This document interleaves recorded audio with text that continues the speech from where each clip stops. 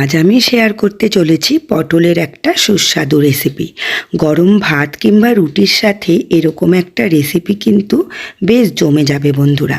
আমি মৌসুমি home life ওয়াইটিতে আপনাদের সবাইকে স্বাগত জানাচ্ছি। তো চলুন রেসিপিটা শেয়ার করা যাক।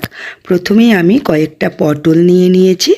পটলগুলোকে একটু ছুলে নিয়েছি আর অল্প অল্প করে খোসা কিন্তু রাখা হয়েছে, আপনারা দেখতেই পাচ্ছেন ভিডিওতে। আর ছুরির সাহায্যে পটলের চারপাশগুলো চিড়ে নিয়েছি যাতে পটলের মধ্যে মশলাগুলো ভালোভাবে ঢোকে। এখন আমি পটলগুলোকে জল দিয়ে ভালোভাবে ধুয়ে নিলাম।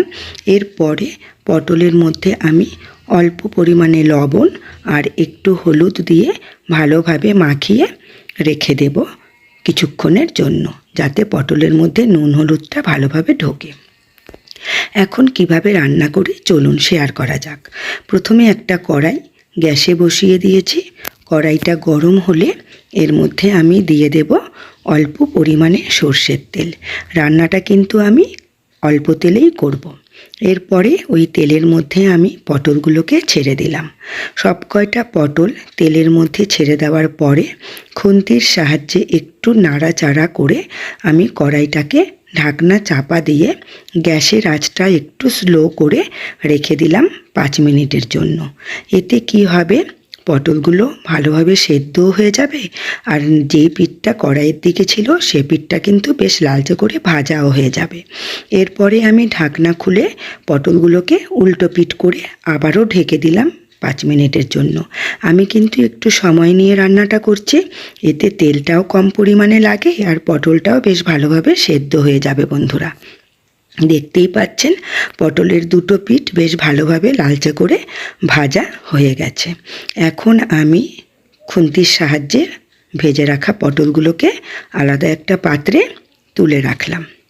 এরপর আমি কড়াইয়ের মধ্যে আরও 1 থেকে 1.5 চামচ মতন তেল দিয়ে দেব। রান্নাটা কিন্তু আমি একদম অল্প তেলেই করছি, কারণ বেশি তেল মশলা খাওয়া তো শরীরের পক্ষে ভালো নয় বন্ধুরা। এরপরে আমি তেলের মধ্যে দিয়ে দিলাম অর্ধেকটা পরিমাণে পেঁয়াজ কুচি। আমি কিন্তু এখানে অল্প পেঁয়াজ কুচি ইউজ করেছি। এরপরে পেঁয়াজটাকে একটু হালকা ব্রাউনভাবে ভাজা হয়ে গেলে এরপর আমি এর মধ্যে দিয়ে দেব একটা গোটা টমেটো বাটা। এখানে আমি একটা বড় সাইজের টমেটো মিক্সিতে পেস্ট করে নিয়েছি, সেই টমেটো বাটাটা দিয়ে দিলাম। এরপর আমি এর মধ্যে দিয়ে দেব 1/2 টেবিল চামচ পরিমাণে আদা বাটা। আমি কিন্তু এখানে আদা পেস্ট করে রেখে দিই বন্ধুরা। আমি 1 মাসের জন্য কিন্তু আমার ফ্রিজে মজুদ থাকে। এতে কিন্তু আমার আদা জিরে রসুন এরকমভাবে পেস্ট করে রাখি, কিছুই কিন্তু নষ্ট হয় না। আর এটা কিভাবে আমি করি আপনারা জানতে চাইলে কমেন্ট অপশানে লিখে জানাবেন, আমি আপনাদের বলে দেব। তো যাই হোক, 1/2 টেবিল চামচ পরিমাণে আদা বাটা দিলাম, 1/2 টেবিল চামচ পরিমাণে দিলাম জিরে বাটা, দিলাম 1/2 টেবিল চামচ পরিমাণে ধনের গুঁড়ো, আর দিলাম 1/2 টেবিল চামচ পরিমাণে কাশ্মীরি লাল মরিচের গুঁড়ো, এতে কালারটা আসবে। আর এতে দিয়ে দেব 1/2 টেবিল চামচ পরিমাণে হলুদের গুঁড়ো। তো এই মশলাগুলো দিয়ে আমি একটু ভালোভাবে নেড়েচেড়ে নেব। আর হ্যাঁ বন্ধুরা, লবণের কথা বলতে ভুলে গেছি, লবণ তো মাস্ট দিতেই হবে। স্বাদ মতন লবণ অ্যাড করে দিলাম।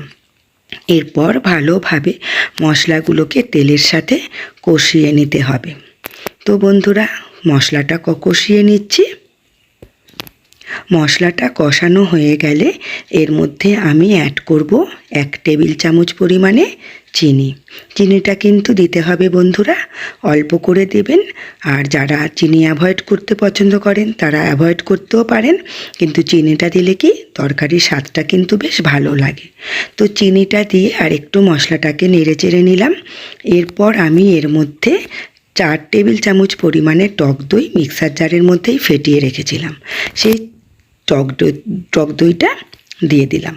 আর হ্যাঁ, একটা কথা বলে রাখি, টক দইটা দেওয়ার আগে কিন্তু গ্যাসের আঁচটা একদম কমিয়ে দেবেন, এতে কিন্তু না হলে কিন্তু টক দইটা ফেটে যেতে পারে।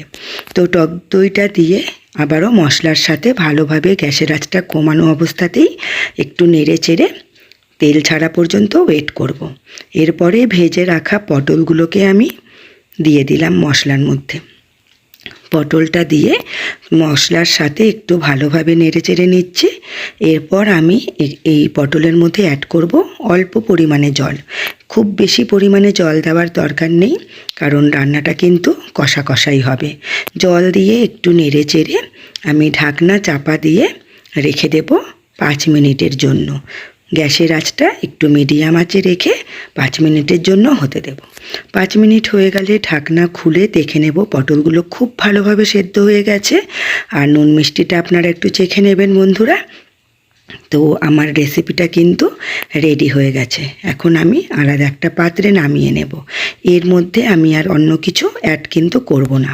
দারুণ স্বাদের এই রেসিপিটা কিন্তু গরম ভাতের সাথে দুর্দান্ত লাগে বন্ধুরা। আপনারা কিন্তু বাড়িতে একবার হলেও ট্রাই করে দেখবেন। তো ঢাকনা চাপা দিয়ে একটু রেখে দিলাম, 5 মিনিটের জন্য হয়ে গেছে। এখন আমি এর মধ্যে ওপর থেকে কয়েকটা কাঁচা লঙ্কা ছড়িয়ে দিলাম। এখন রান্নাটা কিন্তু প্রায় রেডি। আলাদা একটা পাত্রে নামিয়ে রাখছি বন্ধুরা। তো দেখুন, সার্ভ করার জন্য আমার দই পটল রেসিপিটা কিন্তু টোটালি রেডি হয়ে গেছে। তো ভিডিওটা আপনাদের কীরকম লাগলো আপনারা কিন্তু অবশ্যই কমেন্ট করে জানাবেন আমাকে। আর ভালো লাগলে একটা লাইক কিন্তু অবশ্যই করে দেবেন, বন্ধুদের মধ্যে শেয়ার করে দেবেন। আর আমার চ্যানেলটিকে যারা এখনও পর্যন্ত সাবস্ক্রাইব করেননি তারা অবশ্যই সাবস্ক্রাইব করে দেবেন। যারা ফেসবুক থেকে দেখছেন তারা ফলো করে দেবেন। টাটা বন্ধুরা।